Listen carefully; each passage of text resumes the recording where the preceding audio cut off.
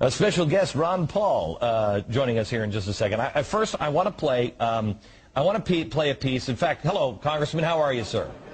Good. How are you? Very good. I want to play a piece for the American people. Something that was said at Columbia University at a dinner on Friday. Finally got a hold of the audio and the video of this. This is George Soros and what he said on Friday on how bad things are at Columbia University. The seriousness of the crisis cannot be exaggerated. The closest comparison that I can think of is actually the collapse of the Soviet system. Okay. So George Soros is now, and I've got something on this tomorrow, America, that you just don't want to miss. The collapse of the Soviet system is how serious this is. What scares me about this, Congressman, is I know there are people all around the world that are licking their chops at, well, wait a minute, if things collapse with capitalism, we're going to have to restart it. Can you tell me, what is the G20 doing? What is happening around the world with Gordon Brown, who will be in Congress next week, that says, hey, I think we should have a new New Deal, but a global New Deal? Yeah, they're frantic and they're panicking, and you have the central banks from the G7, I'm sure, are meeting constantly to plan the next monetary structure. We had a major structure formed in Bretton Woods in '44. It collapsed in '71. We've had the dollar reserve standard from '71 up until last year. That's collapsed. It's gone. It's done. And they have to have a new monetary standard.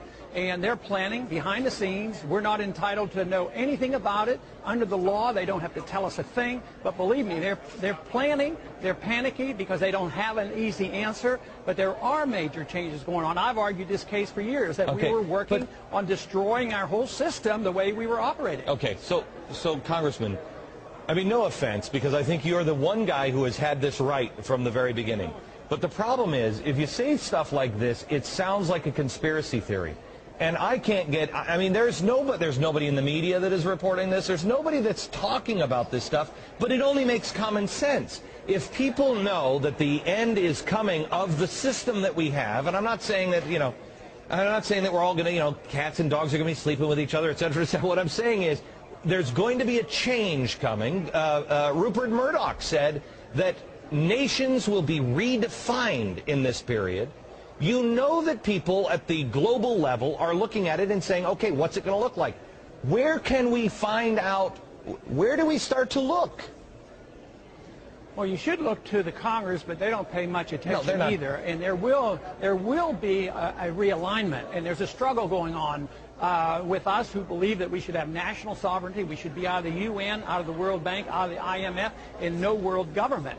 But that is the movement that we're going in. That is the direction that we're going in. But others are planning to go one step further.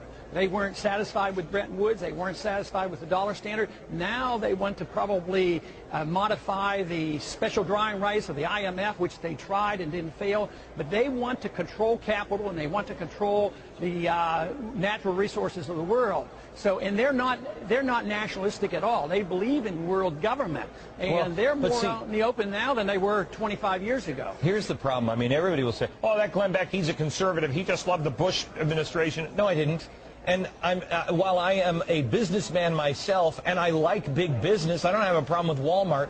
I do have a problem with people that look at our country as a market. And that's what's happening. These global corporations are just looking at people as consumers and a market, so they don't give a flying crap about our Constitution or anything else. What's good for business? How do you stop that?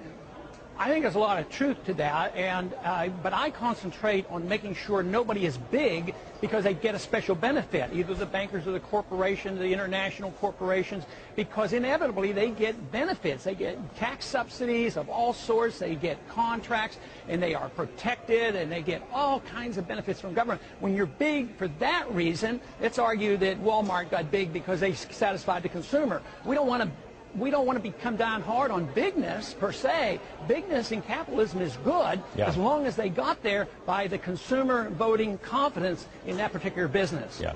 Congressman, thank you very much. By the way, America, I mean, I hope I'm nuts. I mean, really, you've never met anybody who hopes he's wrong more than I am, or I do. The solutions are going to be presented as